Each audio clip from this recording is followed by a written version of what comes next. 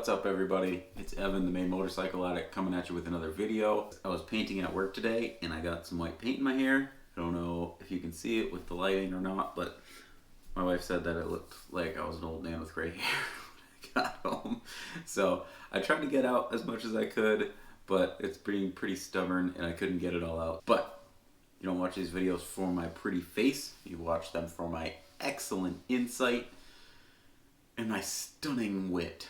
So anyways, let's get into the video. As always, I'd like to thank my sponsors. We got 60 helmets, Race Tech suspension is on its way back. I can't wait to get my Race Tech suspension back.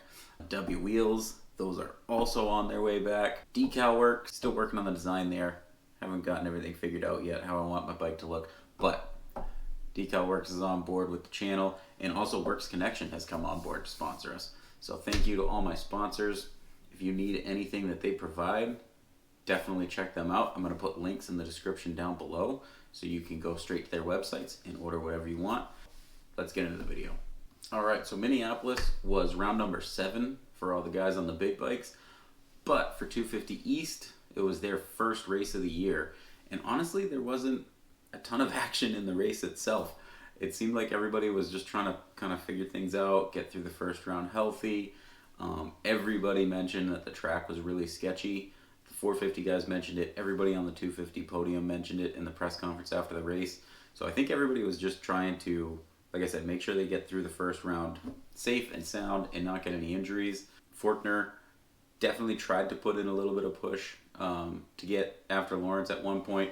They were kind of yo-yoing back and forth a little bit, but it seemed like once Jet Lawrence got around Austin Forkner, everybody just kind of was like, okay, I'm in a decent spot. I don't want to screw anything up, get hurt, ruin my whole season. We'll just ride this out and stay safe. They kind of confirmed that on the podium afterwards. Jet said he was wishing that he could get a little bit more of a gap on Forkner. In his press conference after the race, he was like, man, I kept looking behind me and seeing a green fender. I was like, dang it, this guy won't go away. So, I mean, they were definitely pushing. It wasn't like anybody was taking it too easy, but I think they were being smart, and it's actually kind of surprising. Going into every season, everybody always says, I don't want to get too caught up in the first race hype. I don't want to go too crazy. I'm just going to ride my race and, stay safe and get a top 5 or a podium, and that'll be fine. But it never actually ends up working out that way. Jeremy Martin wasn't quite up to their pace, wasn't quite able to get into that top 3 group, but he had a good race. I think those 4 guys are really going to be the cream of the crop. I'm curious as to whether or not McAdoo can keep it on 2 wheels and keep himself healthy through the whole season. He's kind of a go for broke type of guy.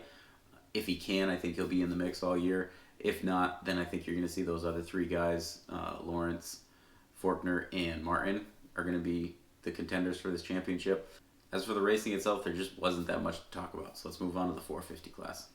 Again, the biggest story in that race was definitely the track itself. It seemed like a lot of guys were having issues with it.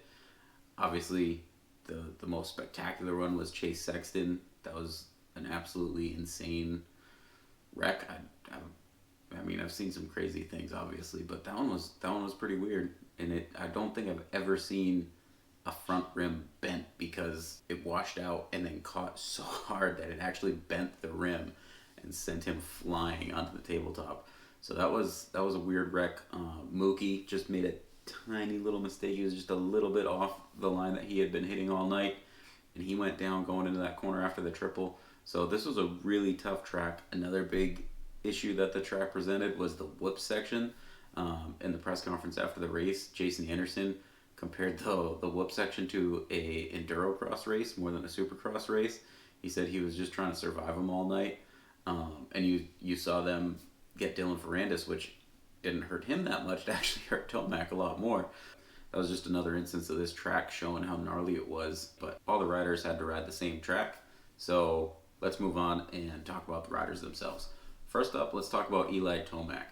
I actually think this was a pretty good night for Tomac. One of the things that's challenged him in the past, in the years that he hasn't been able to win the title, even when he's won more races than anybody else, is when something bad happens and he just falls apart. He pushes too hard, goes down 2 or 3 more times throughout the course of the race. So even though I'm sure it's not the night that he wanted to have, I think it's a really good night for him in terms of the championship as a whole.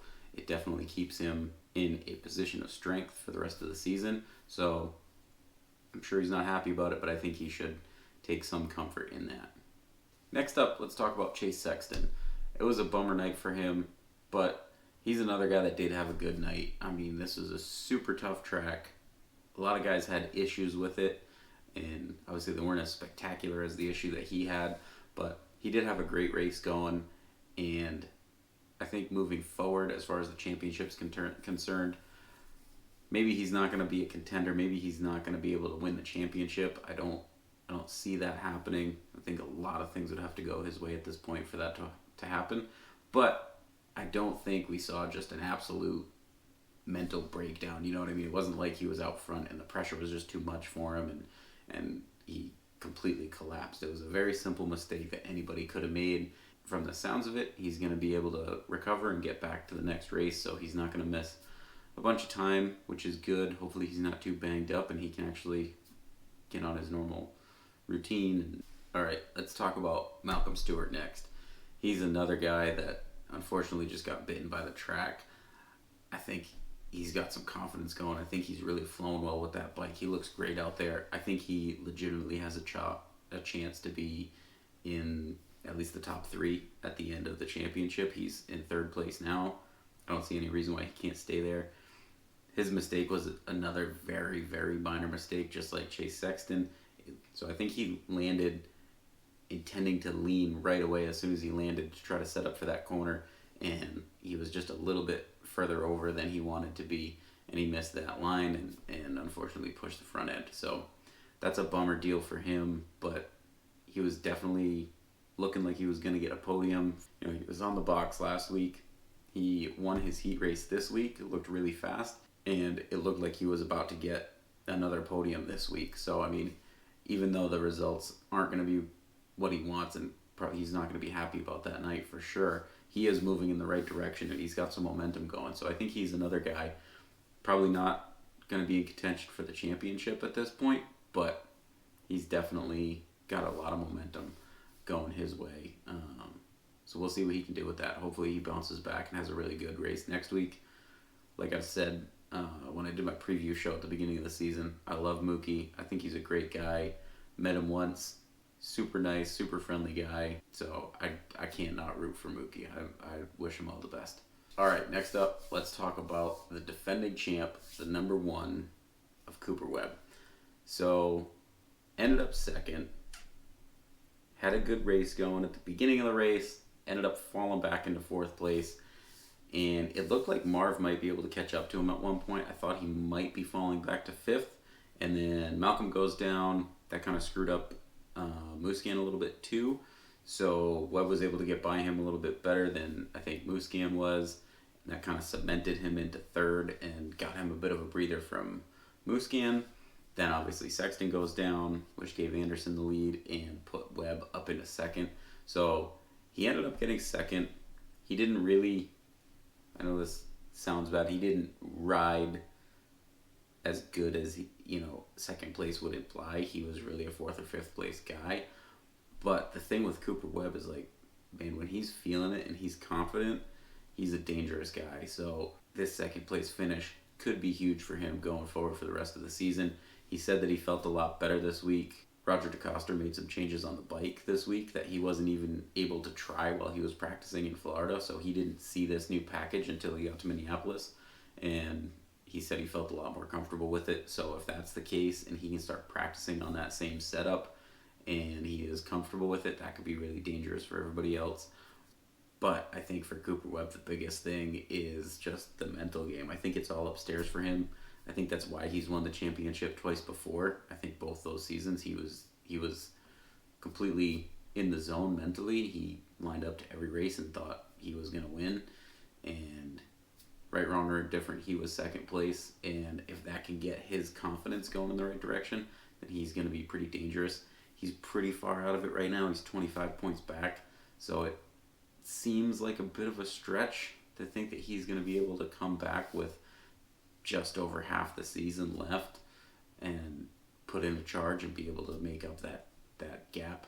But it's certainly not impossible. The last guy that I want to talk about is going to be Jason Anderson, the event winner. Like I said about Cooper Webb, Anderson inherited the lead from Sexton. He didn't, quote, ride good enough to get the win, all on his own. If Sexton didn't make a mistake, he wasn't going to win that race. But again, this is racing. That's what happens. So he wins 2 events back to back. So he becomes the first guy to win 3 races this season. So that's, kind of a big deal for sure. Anderson seems really dangerous right now. He looks comfortable. He looks fast. And I definitely think that all these other guys are kind of a little bit scared of him at the moment. I don't think Tomac is necessarily scared of anybody, but he's definitely nervous for sure. Anderson looked good all night. Wasn't necessarily as fast as Sexton was. Sexton definitely had a little bit of a pace advantage on him. Anderson did say that he wanted to just try to keep in touch so that if a mistake happened, he was able to capitalize on it, but he definitely didn't want to push too hard to where he was going to go down. So he had kind of resigned himself to second place, but everything kind of turned up his way. Sexton goes down. He ends up taking the win. Chopped that points lead down from 12 points to 3 points, so he's only 1 win out of the red plate right now.